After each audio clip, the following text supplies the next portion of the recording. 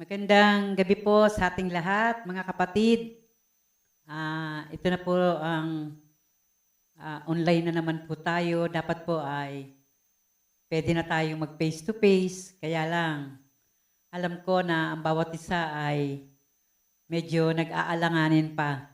Pero ganun pa man, pasalamatan po natin si Sister JL sa matyagang pagre-record ng ating recording na ito ng mensahe ng Panginoon. At simulan po natin ang pakikinig sa salita ng Panginoon. At sa araw ding ito ay ihayag ninyo mga kapatid kung ano yung mga patotoo nyo na nakuha nyo na pagpapala galing sa Diyos. At dito rin ay ipahayag ng ating mga puso kung ano man yung mga karaingan natin na siyang ating ipapanalangin mamaya. Ihanda niyo po yung inyong mga prayer request para po sama-sama tayong magkaisa na manalangin. Ang ating pong teksto ay matatagpuan po natin sa 1 Thessalonians 5:16 hanggang 18. Sabi po dito, magalak kayong lagi. Palagi kayong manalangin. At magpasalamat kayo sa Diyos sa lahat ng pagkakataon. Sapagkat ito ang kalooban ng Diyos para sa inyong pakikipag-isa kay Kristo. Tatlong talata po ang makukuha natin dito. Una, sabi, magalak ka kapatid. Magalak tayong lagi. Pangalawa, palagi tayong manalangin. At ang pangatlo ay magpasalamat tayong lagi sa Panginoon. Magpasalamat sa lahat ng pagkakataon. At kung mapapansin ninyo, sa text natin ito, laging may sinasabi, lagi. Na ibig sabihin, gawin natin palagi ang magpasalamat, gawin natin palagi ang manalangin, at magalak tayo kahit may mga pagsubok sa buhay natin. Kasi kung may pagsubok tayo sa buhay, at natural, malungkot tayo, pero kahit maglupasay po tayo dyan, walang magagawa kung nariyan yung pagsubok. Kaya, enjoy na lang natin na magalak tayo sa Panginoon. Ano yung mga pwede nating ikagalak? Maramdaman natin ang kasiyahan, kagalakan. Una, sa tuwing magsasalo-salo kayo ng inyong pamilya sa hapag-kainan, magalak kayo. Bakit? Sapagkat pinupuno kayo ng Diyos ng pagpapala. At sa kagalakan nyo yan ay pagbabalik pasasalamat lang sa ating Panginoon. Pagbabalik pasasalamat na ang hapag mo ay punong-puno ng biyaya. Isang kagalakan na ninanais ng ating Panginoon. Pangalawa, sabi rito, damhin natin ang kagalakang bigay ng Panginoon sapagkat ngayon, magalak tayo. Bakit? Unti-unti na pong bumababa ang COVID-19. At nararanasan na natin ang unti-unting malayang pagkilos natin. Nagkakaroon na tayo ng malayang pagsamba sa Panginoon. Sabi sa balita, level 3 na raw po tayo. Kaya medyo maluwag-luwag na po ang ating pagpasok sa sambahan ng Panginoon. Kaya pwede na rin po tayo na mag-face to face. Ang curfew daw natin, 12 to 4 a.m. Kaya, ang prayer meeting natin, 6:30. Palagay na nating magsama-sama tayo dito ng 2 oras. 6:30, 7:30, 8:30, Maaga pa, di ba? Malaya tayong makakapasok ngayon sa sambahan ng Panginoon upang magsama-sama tayo sa ating pagtitipon sa panalangin. Kung may time ang bawat isa sa atin, gawin natin ang nararapat para sa Panginoon. Malaya na tayo unti-unti. Unti-unti nang sinasagot ng Diyos yung ating prayer request na bumaba na ang COVID-19. At ito na po, nangyayari na rin. Pero, reminder mga kapatid, paalala, huwag po nating abusuhin ang kalayaang ito, mga kapatid. Huwag nating abusuhin na maglamyerda tayo kahit saan. Punta tayo rito, punta tayo roon. Pero pagdating sa simbahan, di po tayo makapunta. Amen po ba mga kapatid? Ngayon, dahil malaya na tayo, unti-unti, binibigyan na tayo ng malayang pagkilos, pero wag po nating abusuhin ang pagkakataong tayo'y malaya. Mag-ingat pa rin po tayo, mga kapatid. Ang pag-iingat ang nais ng Panginoon. Minsan, sabi natin, Lord, ingatan mo po ako. Pero, hinihingi natin na ingatan tayo. Pero, tayo mismo hindi nag-iingat. Kaya eto ngayon yung paalala. Huwag nating kalimutan pa rin ang face mask. Baka akala natin, porke bumababa na ang COVID-19, hindi ka na magsusuot ng face mask. Huwag mo pa rin kalimutan ang face mask. Huwag kang magkampante. Kampanting-kampante ka na hindi ka na magkakaroon ng COVID. Huwag po nating walain yan. Kaya, kung malayo ang pupuntahan mo, huwag mo ring kalimutan ang iyong face shield. Face shield at magbaon ka ng alkohol. Yan po ay paalala. Kahit na po bumababa ang COVID-19, huwag po nating kalimutan yung mga bagay na mahalaga para makaiwas po tayo sa COVID-19. At ang pangatlong bagay na hindi natin dapat kalimutan, huwag mong kalimutan kapatid, ang mag-vitamins. Mag-vitamins tayo araw-araw para meron po tayong panlaban sa sakit natin. Yan po yung sinasabing magalak kayong lagi. Do sa unang sinabi ng text natin. Magalak sapagkat pinupuno ng Diyos ang inyong hapagkainan, kaya damhin nyo ang kagalakang ng gagaling sa Panginoon. Pangalawang bagay, manalangin kayong palagi. Panalangin walang patid ang kailangan natin sa panahon na ito. Tularan natin ang ating Panginoong Hesus. Ang ministeryo ng ating Panginoon sa lupang ito, nung siya'y namumuhay parito, ang unang ministeryo niya ay magpagaling, mangaral, at higit sa lahat, isang ministeryo niya ay ang hindi niya nakakalimutang makipag-ugnayan sa kanyang Ama sa langit. Sa pamamagitan ng panalangin, lagi niyang naaabot ang presensya ng kanyang Ama sa langit.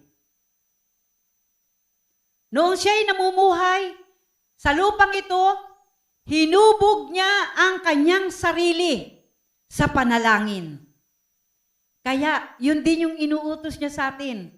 Hubugin natin ang ating mga sarili sa pamamagitan ng pagtawag sa Panginoon.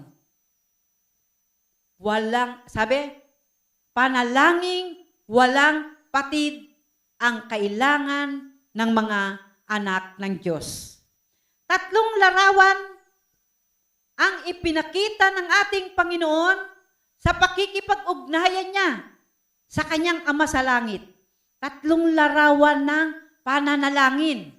Una, sabi ng Marcos 1:35, madaling araw pa lang, siya ay bumabangon at nagpupunta sa isang lugar kung saan doon siya maaaring manalangin.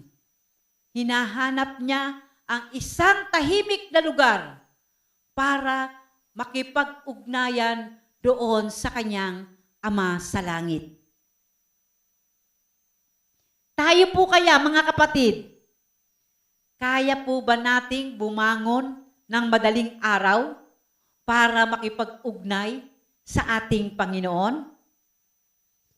Tayo lang din po ang makakasagot niyan kung kaya nating bumangon ng madaling araw para manalangin. Pero maaring sasabihin natin, parang mahirap dahil ang madaling araw ay siyang kasarapan ng tulog natin.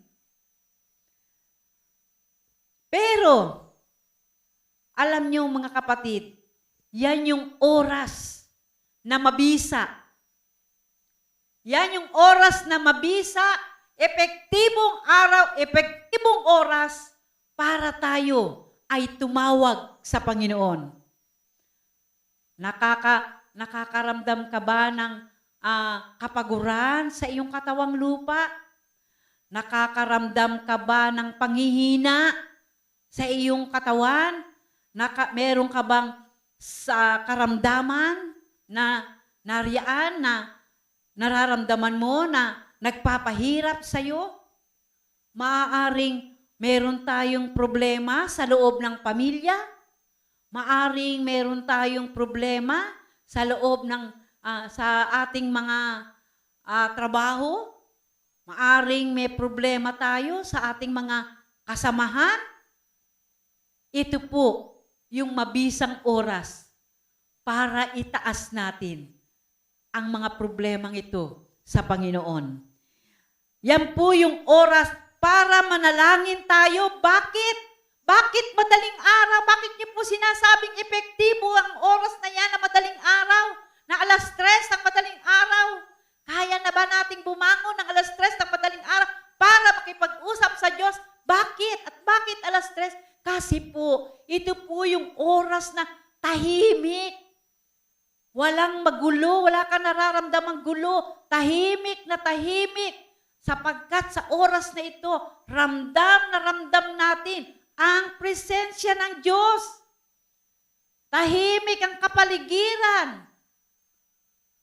Tulog ang ating mga kasama. Wala pang gaanong mga gulo sa lansangan. Ito po yung mabisang oras para itaas natin sa panalangin ang lahat ng ating mga suliranin sa buhay. Isa po yan. Kaya ang ating Panginoon, dahil habang nakikisalamuha siya sa maraming tao, maraming problema ang nakikita niya. Marami ang umuusig sa kanya. Tao siya na nabuhay dito. Kaya ang ginagawa niya, sa madaling araw, gumigising siya para itaas sa panalangin, ihingi ng tulong sa Diyos Ama yung kanyang mga nararamdaman. Pangalawang bagay na larawan ng kanyang pakikipag-ugnay sa Ama, umaakyat siya sa bundok upang manalangin. Kaya pala sa panahon natin ngayon, mayroong tinatawag na prayer mountain. Na ito kadalasan ginagawa ng mga isang grupo ng mga samahan sa namana ng palataya. Prayer mountain. Pero kapag nandun po tayo sa prayer mountain, hindi po yung kwentuhan tayo, masaya tayo na dahil nakikita natin yung kagandahan ng bundok. Hindi. Sabi nga, umakyat siya sa bundok upang manalangin sa Ama. Manalangin.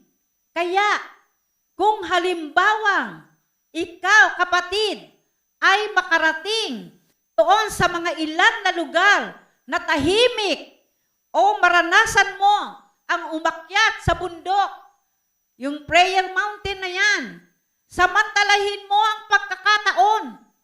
Samantalahin natin, nakausapin natin ang Diyos sa lugar na yan, na pinuntahan natin sa prayer mountain.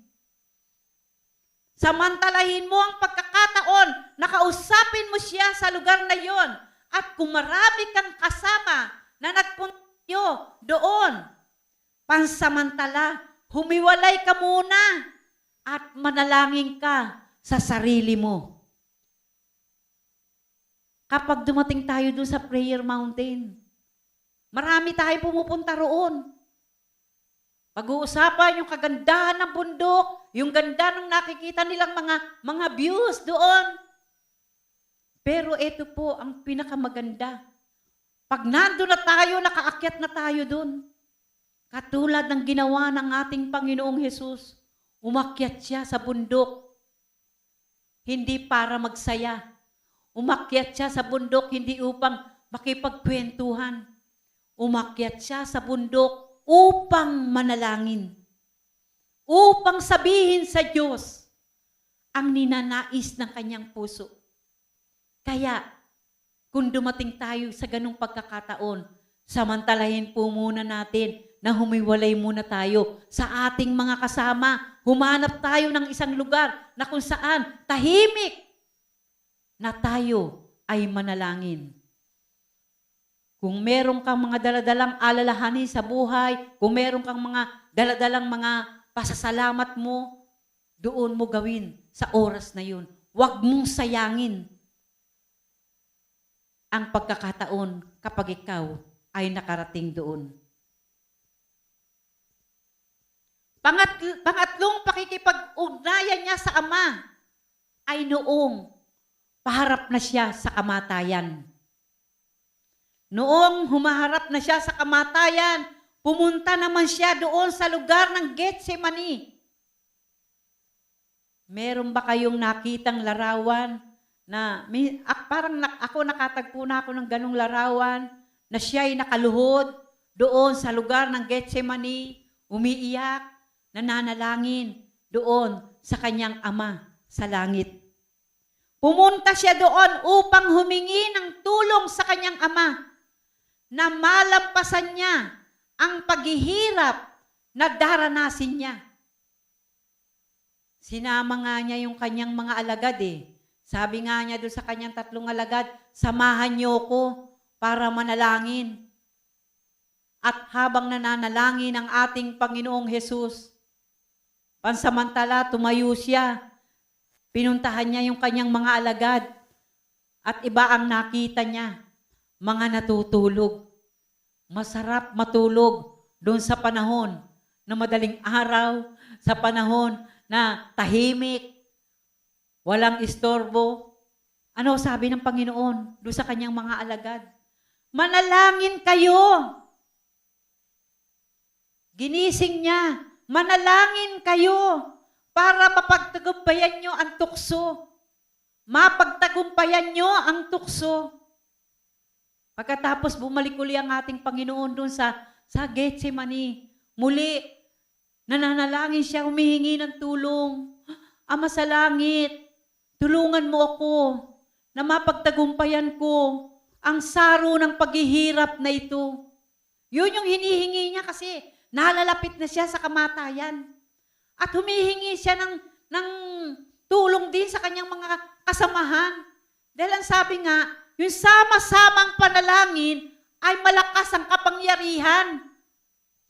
Nung bumalik na naman siya doon sa kanyang mga alagad, nakita na naman niya. Natutulog na naman. Wala siyang, parang pinanghihinaan siya. Kasi sinama niya itong mga ito para sama-sama silang manalangin, pero iba ang nangyayari.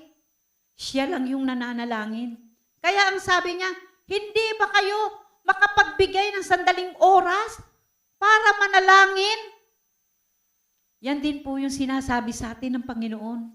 Hindi ba kayo maaaring makapagbigay ng konting oras para manalangin? At ano ang naging bunga ng taos-puso niyang pagtawag at paghingi ng tulong? Ang ating Panginoon ay nagtagumpay. Napagtagumpayan niya ang kamatayan. Kaya tayo bilang tao, kung dumarating man tayo do sa punto na malubha na yung ating karamdaman at parang sa akala natin ay aalis na tayo sa mundo, kapatid, huwag nating iwaglit na tumawag tayo sa Panginoon sapagkat siya yung magbibigay ng tagumpay sa atin. Kung kinailangan ng ating Panginoong Hesus ang panalangin, tayo rin, mas lalo nating kailangan sa lupang ito sapagkat sa panalangin tayo kumukuha ng lakas, sa panalangin tayo kumukuha ng kapangyarihan upang mapagtagumpayan natin ang pagsubok sa buhay natin. Kaya, ang panalangin ay isang mabisang sandata ng ating buhay. Ang panalangin ay nagpapabago ng takbo ng ating buhay. Kaya, huwag nating kaligtaan ang laging tumawag sa Diyos. Kung paanong kinailangan ni Jesus na ating Panginoon ang panalangin, mas lalo tayo sa panahon natin ngayon. Sapagkat dito tayo huhugot ng lakas at huhugot ng kapangyarihan. Sabi ng text natin, ulitin natin, magalak, manalangin, at magpasalamat. Eto na tayo sa pagpapasalamat. Natapos na natin kung paano tayo magkaroon ng kagalakan, natapos natin kung paano tayo manalangin sa Panginoon. Ngayon, paano naman tayo magpapasalamat? Pasalamatan natin ang Diyos sa lahat ng kanyang kabutihan sa atin. Mapalad ka kapatid, kung ikaw yung taong sa gitna ng maganda ang takbo ng iyong buhay, ay marunong kang maghatid ng pasasalamat sa Diyos. Palakpakan mo ang Panginoon kung ikaw yan. Mapalad ang mga taong sa kabila ng kanilang magandang buhay ay matapat na nagbabalik ng pasasalamat sa Diyos. Ikaw yon, kapatid. Dahil ikaw ay may katapatan. Ikaw yung taong magandang takbo ng buhay, pero lagi nagpapasalamat sa Diyos. Kaya, mapalad ka. Magpasalamat tayong palagi sa ating Panginoon. Magpasalamat tayo ngayon itong linggo na darating sa October 31, isang malaking pagpapasalamat natin na tayo ay magdaraos ng 62nd anniversary. Salamat Panginoon sa 62nd anniversary ng FCG Valenzuela. Sa loob ng 62 taon na paglilingkod ng mga mananampalataya rito, sila ay narito pa rin at nananatili sa umbrella ng FCG Valenzuela. Salamat sa iyong katapatan sa loob ng 62 taon. Sa una, yung mga magulang mo. Ngayon, ikaw ay mga bago ng naglilingkod dito, marami nang nagdaan dito na mga kananayan, katatayan at mga kabataan.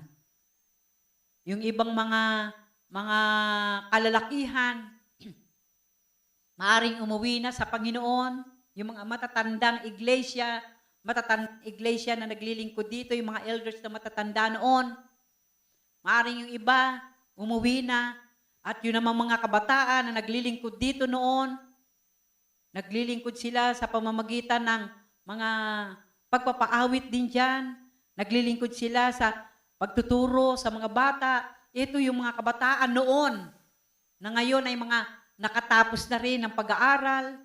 Sila yung mga tao na rin ngayon ay mga nanay kananayan na rin ngayon sa panahong ito. Sila yung kasama ngayon sa panahon na ito. 62 years na lumipas, na natili pa rin ang church na ito.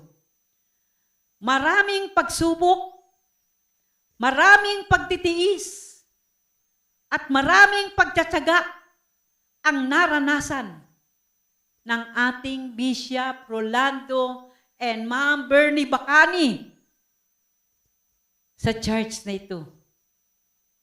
Di birong pawis, di birong dugo, di birong pagtsatsaga ang naranasan nila. Sa kanilang pagsisikap ng mag-asawang ito, Bishop and Ma'am Bernie Bacani, sa kanilang pagsisikap, nagkaroon ng FCG Philippines. Sa kanilang pagsisikap, na itatag ang FCG Luzon, Visayas, Mindanao. At ngayon, sa panahon natin, isa po tayo sa naging bunga ng kanilang paglilingkod. Kaya, magpasalamat po tayo sa Panginoon sa 62nd anniversary ng FCG Valenzuela. Tayo yung naging bunga sa panahon ngayon, kaya tayo rin yung magpapatuloy ng gawaing ito sa pangunguna ni Pastor Edso and Ma'am Ivy So. Sa pangunguna nila, tayo yung magiging tagasunod para ipagpatuloy ang ebanghelyo ng ating Panginoon. Nawa, sa pamamagitan ng ating matapat at magandang relasyon sa bawat isa, sana'y maipagpatuloy natin ang gawaing ito.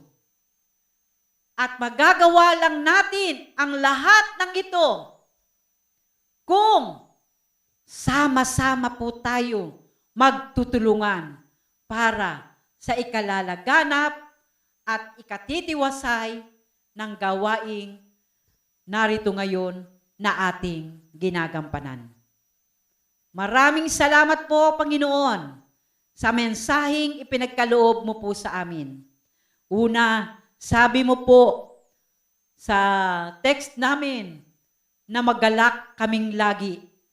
Sa kabila ng mga may pagsubok, lagi naming maramdaman ang kagalakan na nanggagaling sa iyo. At tinuruan mo rin po kami na tularan ka na maging mapanalanginin po ang bawat isa sa amin. Nawa po'y magaya namin, Panginoong Jesus, ang katyagaan at pagsisikap mo sa pananalangin. Na sa bawat madaling araw, ikaw ay bumabangon para tumawag sa iyong Ama sa langit.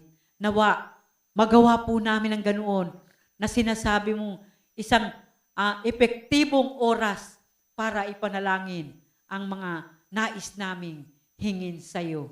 At sa pangatlo, sinabi mo na kinakailangan ang bawat anak ng Diyos ay laging magpasalamat. Marami pong salamat. Nawa po'y maganap po namin ang tungkuling iniwan mo po sa amin. Sa pangalan po ng iyong anak na si Jesus, ito po ang aming dalangin. Nagpapasalamat. Amen. Magandang gabi po sa ating lahat.